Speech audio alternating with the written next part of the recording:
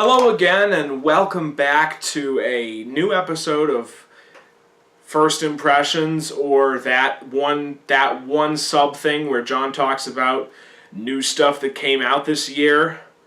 And today we're going to talk about an album that I thought I wasn't going to do, but then I changed my mind about yesterday, because St. Vincent has always been on my radar. I've always been peripherally aware of her. I've had friends who liked her stuff, but I was for a long time she was one of my I'll get to her eventually artists. I've had a lot of those over the years. I still have a lot of them to this day. But because she has a new album out, I thought I would do one of these for that album. I listened to it. I'm going to give full disclosure here that I have not been a fan for very long. And this album isn't really the one that made me a fan. I had to pull an all-nighter last night. You know, papers due, exams coming up, stuff like that. It just had to happen. And so I binge listened to her entire discography last night in preparation for this review. This is also why I may be a little bit scatterbrained right now, because I'm basically running on fumes. But in any case, the albums of hers that I wound up liking the most were Actor and Strange Mercy. And overall, I would say I like that style of hers a little more than I like this style of hers. And I was intrigued because, like, some of what I was reading about this album and in the prelude to it coming out had led me to believe that this was going to be somewhat of a sellout album for her. But it got really, really good reviews, so I wasn't sure what to think there. She gets compared to David Bowie a lot. And this album was compared to Let's Dance era David Bowie. Which I think, in a lot of respects, does this album a disservice, because Masseduction is a better St. Vincent album than Let's Dance is a David Bowie album. Because the thing about Let's Dance, and the thing about a lot of sellout albums, is that they don't really offer much for you once you've gotten past the big hit songs, and that where the artist really was like, we're going to have a commercial success. And this album has some good stuff on it that is less accessible for the public in 2017, and kind of gets to, I always have conflicting feelings on artists who do this, where you know, an artist who was small and was niche and was maybe a little artsier or a little quirkier, the way a lot of the early St. Vincent was, decides to go mainstream. A part of me is like, yes, more people will get to know this artist, and I've shrugged off a lot of bands changing in ways I didn't necessarily like over the years, because I thought, well, you know, more people who then would have ever listened to their old stuff are going to be introduced to their old stuff, they're going to get into that. But the important thing with this album is that this album is better than most sellout albums. I would give the example of, to bring up members of Genesis again, like Peter Gabriel. When Peter Gabriel did So gets looked upon as a sellout album a lot. And in a lot of respects, So kind of is a sellout album. But So's a really good album on its own. And that's pretty much how I feel about this album. On the one hand, you can totally say that this is St. Vincent selling out. This is her simplifying the earlier sound and making it more palatable for the mainstream pop audience in 2017. And in other ways you would be accurate, but on the other hand, this is a good album in its own right. This has some legitimately great songs on here. I like that she includes a little bit more of a funk and maybe an R&B esque sound than I've heard in some of her earlier work, because as I said, I love like the 2009 to 2012 albums she did. But if I had one critique about them, and it's a critique about most indie rock of our day, for the record, it's that they're kind of bloodless. There's no bottom end to them. There's no funk to it. You know, there's nothing of that nature. They're very ethereal. They're very bloodless. They've got dirty, grimy, grungy riffs on a song or two, but for the most part, those elements come in and then they come out.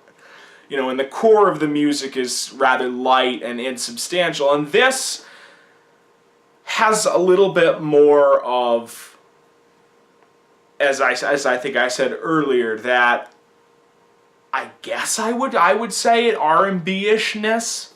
I don't know how to describe it. It's one of those things I have the idea in my head, I can't put it into words. But in any case, this album has more of whatever that is. And that adds a really interesting element to the songwriting. It also has a nice little electronic thing going on, which, as I understand, I guess her 2014 album was big on that. By the time I got to listening to that album, it was like 7 in the morning. I've been awake for 24 hours.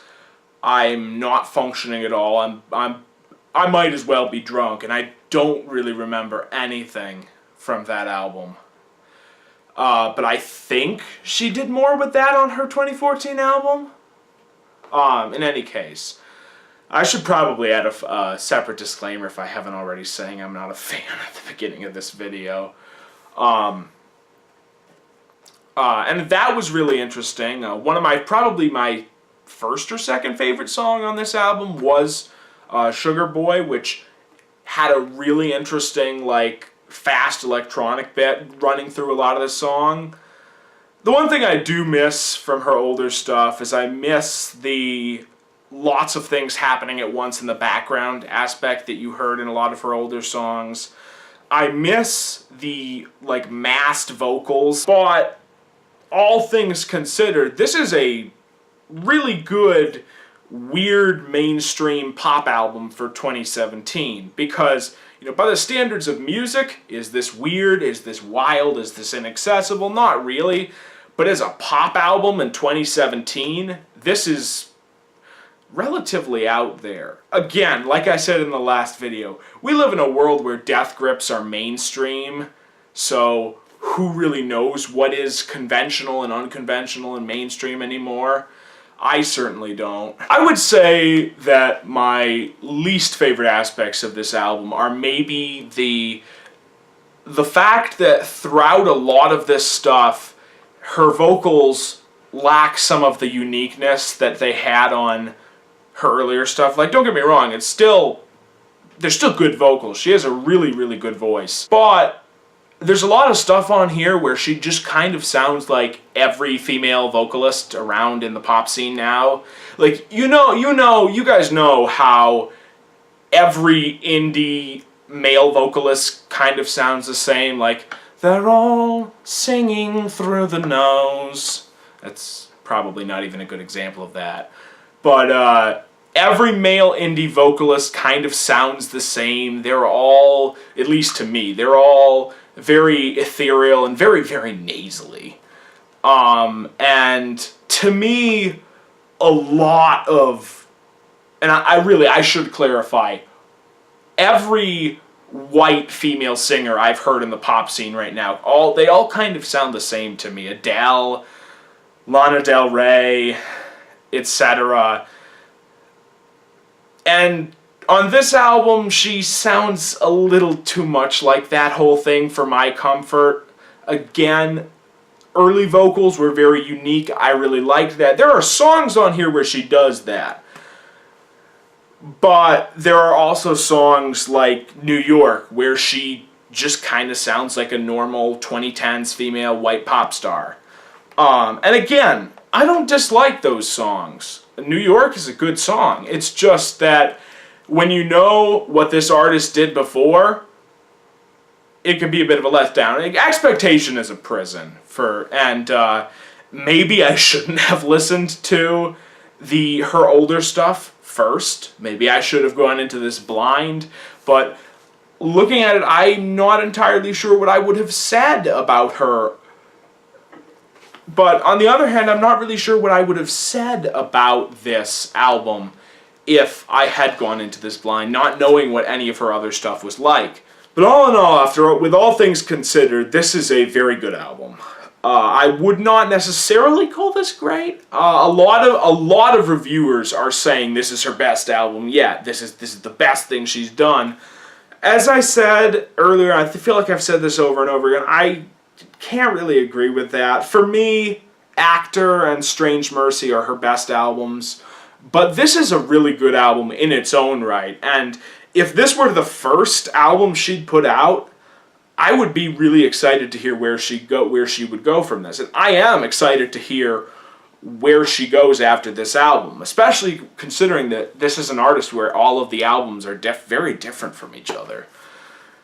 I would say that my favorite songs on this album were probably the title track, Sugar Boy, Los Ageless, and then probably either Young Lover or Slow Disco, but it's hard to say. All in all, I would rate this album 7.5, 8 out of 10, maybe. I apologize for any scatterbrainedness in this video.